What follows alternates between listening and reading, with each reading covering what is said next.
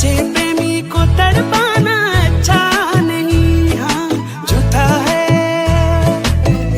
है ये गुस्सा तेरा सच्चा नहीं, सच्चे प्रेमी को तड़पाना अच्छा नहीं।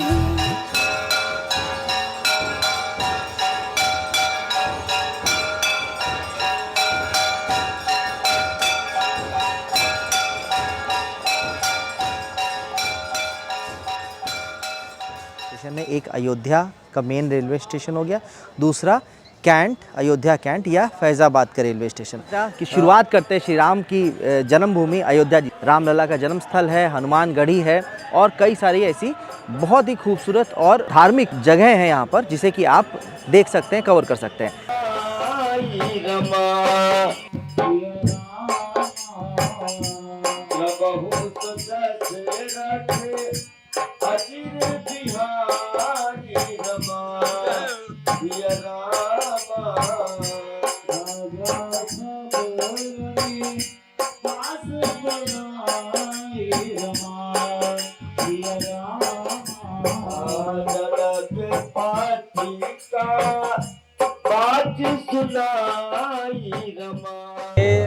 हनुमान जी महाराज जैसे यहाँ राजा के रूप में विराजमान है। जब हनुमान, ये 10वीं सदी का मंदिर है, तब एक किला के रूप में हुआ करता था। यहाँ पे पर्वत था, ऊपर टीले पे पूजा होती थी और जन्मभूमि यही है। अब हम लोग आए हैं सुग्रीव किला, देखते हैं अंदर क्या कुछ चीज़ें हैं। अंदर कई सारे छात्र हैं जो यहाँ पढ़ाई करते हैं। अभी हम पहुँचे हैं अमावा राम मंदिर, जो कि राम जन्मभूमि के पास में है। यहाँ पर राम रसोई है, जिसमें कि निःशुल्क खाना खिलाया जाता है। हम लोग अब पहुँचे हैं दशरथ महल में। मेरे पीछे है ये दशरथ महल।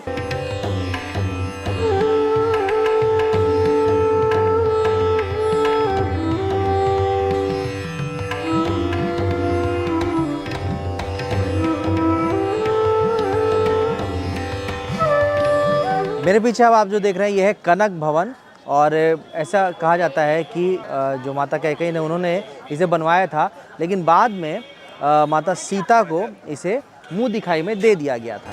आइए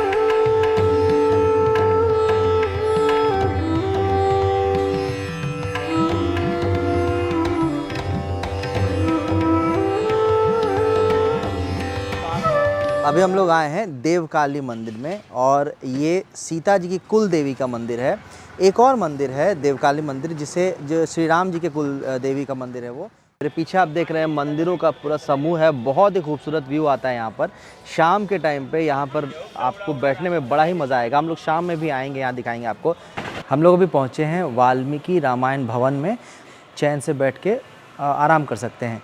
वो है वाल्मीकि जी की और लव और कुश। इस परिसर के चारों तरफ दीवारों पर रामायण लिखी हुई है और वो बहुत ही खूबसूरत दिखता है। आपको एक बड़ी ही अलग चीज़ दिखाता हूँ, शायद ही आपने कहीं देखी होगी। यहाँ देखो क्या लिखा है, अंतर्राष्ट्रीय श्री सीताराम नाम बैंक। अब ये क्या है, यहाँ देखो लोगों ने नोटबुक्स में श्री राम सीताराम ऐसा लिखा है और पूरी नोटबुक भरी हुई है, और ये संग्रह है उनका। अभी हम पहुँचे हैं कार सेवकपुरम कार्यशाला में, और मेरे पीछे जो आप ये देख रहे हैं, ये जो राम मंदिर बन रहा है, ये उसके जो पत्थर हैं जो वहाँ पे इस्तेमाल किए जाएंगे, वो सारे यहीं पे बनाए जा रहे थे। यहीं पे इनकी नक्काशी की जा रही थी, और फिर यहाँ से मंदिर में ये सारे पत्थर जाएंगे। तो वहाँ पे जो है बॉर्डर है इंडिया नेपाल का, तो वहाँ पे सब कुछ डॉक्यूमेंट सब चेक होंगे। तो मैं अभी इंडिया नेपाल के बॉर्डर पे हूँ। ये देखो मेरे पीछे बॉर्डर है, और सभी बसेस ऐसी लाइन में लगी है क्योंकि सबका चेक होगा डॉक्यूमेंट्स, जैसा मैंने बताया था आपको। तो अभी मैं इंडिया नेपाल बॉर्डर पे हूँ। यहाँ पे मेरे पीछे देखेंगे ना आप, तो ये है इंडिया का गेट है ये, और यहाँ पे आगे नेपाल का गेट है। यहाँ से दिख नहीं रहा क्योंकि थोड़ा आगे है वो। तो यहाँ पे लिखा है वेलकम टू इंडिया। ये इंडिया का गेट है अपने बॉर्डर का, और ये जो आपको दिख रहा है मेरे आगे वो है नेपाल का। और अभी बैग चेकिंग करेंगे, वो जो वैन है वहाँ पे बैग चेक होगा सबका। फिर कुछ नहीं, डॉक्यूमेंट से सिर्फ ये बैग स्क्रीनिंग होगी। हो रहा है RT-PCR।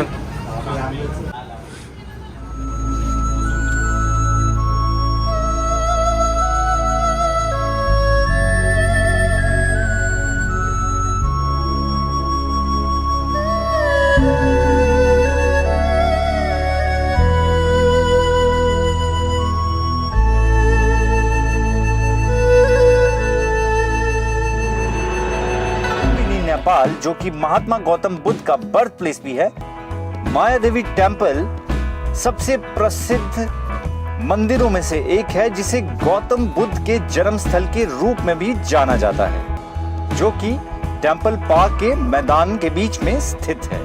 बौद्ध वृक्ष जो माया देवी तालाब के तट पर स्थित है। लुम्बिनी में अशोक स्तंभ सम्राट अशोक के शासनकाल में 3rd सेंचुरी में बनाया गया था। रॉयल थाई बुद्धिस्ट मॉनेस्ट्री बौद्ध धर्म की प्रार्थनाओं के लिए समर्पित एक भव्य और आश्चर्यजनक वाट शैली में बना है। यह मॉनेस्ट्री एक खूबसूरत श्रीलंकाई बौद्ध कॉम्प्लेक्स है जो कि गौतम बुद्ध के जीवन और उसके महत्व के बारे में जानकारी देता है। कंबोडियन मठ कलरफुल फैंटेसी और स्पिरिचुअलिटी का आलीशान कॉम्बिनेशन है।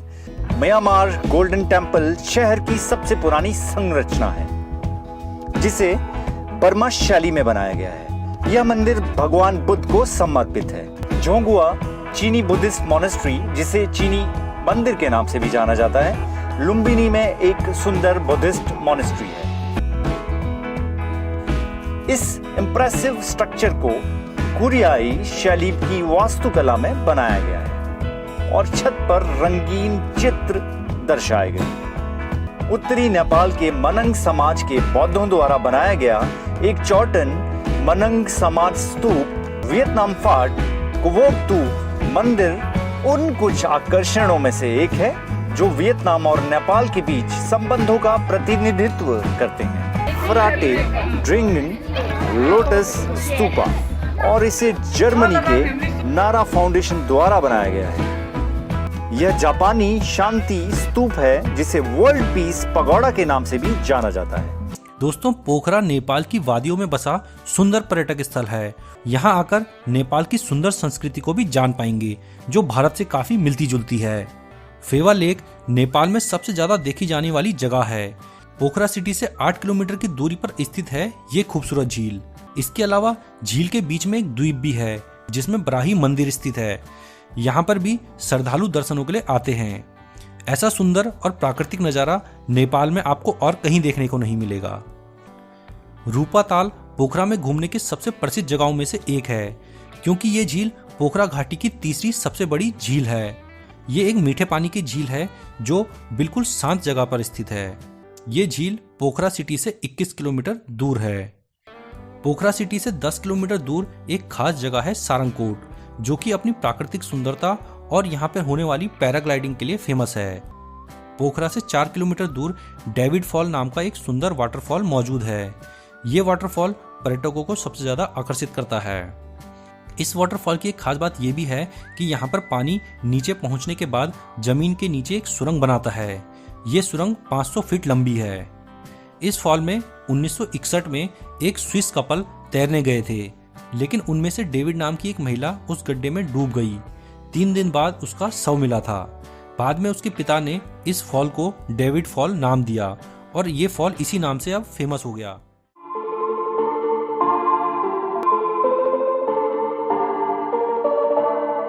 मनोकामना मंदिर यहाँ से बहुत दूर था और उस पहाड़ के ऊपर पहुँचने के लिए मुझे पार करना था त्रिशूला नदी और एक बड़ा सा पहाड़। मनोकामना पहुँचने के लिए आप केबल कार का इस्तेमाल कर सकते हैं। केबल कार के लिए आपको 500 इंडियन रुपीस खर्चा करना पड़ेगा और वही टिकट एज ए इंश्योरेंस के हिसाब से काम करेगा। टिकट काउंटर में 200, 500 या फिर 2000 इंडियन रुपीस एक्सेप्टेबल नहीं है।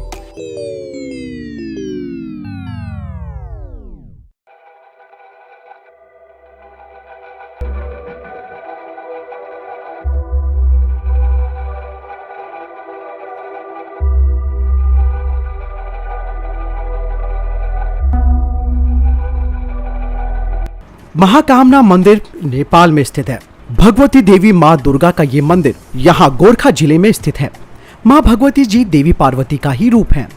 ये मंदिर गोरखा शहर के दक्षिण में करीब 12 किलोमीटर दूरी पर है। हालांकि साल 2015 में नेपाल में आए भूकंप के चलते इस मंदिर को काफी क्षति पहुंची। कहा जाता है कि इस मंदिर में जो भी भक्त सच्चे मन से अपनी मनोवांछित फल की कामना करता है तो उसकी वो मनोकामना जरूर पूरी होती है। यही कारण है कि वर्ष भर यहाँ पर श्रद्धालुओं का तांता लगा रहता है। इस मंदिर में नेपाल के पोखरा शहर से 3 से 4 घंटे में पहुंचा जा सकता है। काठमांडू दुनिया का सबसे ज़्यादा पॉपुलेटेड सिटी में से एक होने के बावजूद अपनी खूबसूरती की वजह से पूरी दुनिया में जाना जाता है। काठमांडू में आपको हिंदुइज्म और बुद्धिज़्म का एक अमालगमेशन मिलता है जो देखते ही बनता है। पशुपतिनाथ भगवान शिव के 12 ज्योतिर्लिंगों में से एक है और इसकी महत्ता इतनी अधिक है तो काठमांडू घूमने की शुरुआत भी यहीं से की जानी चाहिए। मैक्सिमम लोग जब काठमांडू आते हैं तो उनका प्रमुख उद्देश्य पशुपतिनाथ के दर्शन करना ही होता है। कैलाशनाथ काठमांडू शहर से 20 किलोमीटर दूर सांगा में स्थित है। यह भगवान शिव की सबसे ऊंची प्रतिमा है जिसकी ऊंचाई 143 फीट है। स्वयंभूनाथ स्तूपा विश्व धरोहरों में सम्मिलित विश्व के सबसे भव्य बौद्ध स्थलों में से एक है। काठमांडू दरबार स्क्वायर मल्लाह एवं शाह राजाओं का निवास स्थान रहा है। यहाँ के लकड़ी के बने मंडप, मंदिर और महल खूबसूरत के साथ साथ ऐतिहासिक धरोहरों में से एक है। पाटन दरबार स्क्वायर ललितपुर में स्थित है जो कि काठमांडू शहर से लगभग 7 किलोमीटर दूर है। भक्तपुर दरबार स्क्वायर काठमांडू शहर से लगभग 7 किलोमीटर दूर है। यहीं पर आपको न्यायापल्ली टेम्पल देखने को मिलेगा जिसमें 5 तल हैं। यह नेपाल के प्राचीन आर्किटेक्चर का एक नमूना है। बौद्धनाथ या बौद्ध स्तूप विश्व में सबसे बड़े बौद्ध स्तूपों में से एक है जिसकी ऊंचाई 36 फीट है। धरहरा टावर या भीमसेन स्तंभ इसमें कुल 22 तल हैं और इसकी कुल ऊंचाई 203 फीट है और इसके ऊपरी तल से हम पूरे काठमांडू को देख सकते हैं। वाराणसी जंक्शन रेलवे स्टेशन के लिए आप बुकिंग्स करवा सकते हैं। मैं रेलवे स्टेशन से सिर्फ 20 रुपए में शेयरिंग ऑटो लेके पहुंच गया था गोदौलिया चौक। मैंने अपने दिन की शुरुआत सुबह 4 बजे करी 80 घाट से, जहां मां गंगा की सुबह की आरती होती है।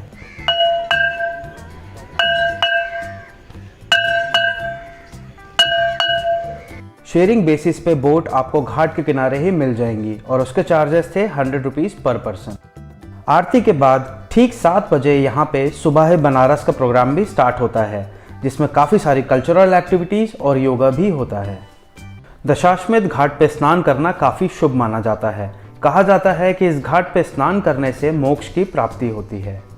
नहाने के बाद बाबा विश्वनाथ मंदिर में दर्शन के लिए आप जा सकते हैं जहाँ पे आपको माता अन्नपूर्णा का मंदिर भी मिलेगा।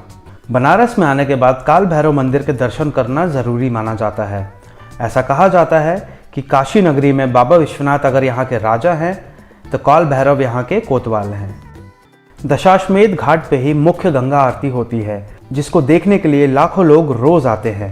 तो इस बात से आप अंदाज़ा लगा सकते हैं कि आरती के वक्त घाट पे कितनी भीड़ रहती होगी। और अगर आप फ्रंट रो में रहकर आरती अटेंड करना चाहते हैं तो आपको कम से कम 1 घंटे पहले घाट पे पहुँच जाना चाहिए। सारनाथ पहुंचते ही आपको फ्री टूर गाइड मिलेगा जो कि आपको थाई टेम्पल, श्रीलंकन टेम्पल और भगवान बुद्ध से रिलेटेड काफ़ी सारे इंपॉर्टेंट इन्फॉर्मेशन और जेन्युइन इन्फॉर्मेशन आपको दे देंगे। मेरी रिकमेंडेशन है कि अपने वाराणसी ट्रिप में आप सारनाथ का विजिट ज़रूर इंक्लूड करिए। It's a must visit place. Banaras Hindu university भी है, आप चाहें तो यूनिवर्सिटी टूर भी कर सकते हैं। काशी में 2 ऐसे भी घाट हैं जिनका अपना एक अलग ही महत्व है। एक है राजा हरिश्चंद्र घाट और दूसरा मणिकर्णिका घाट जिसको महाशमशान के नाम से भी जाना जाता है।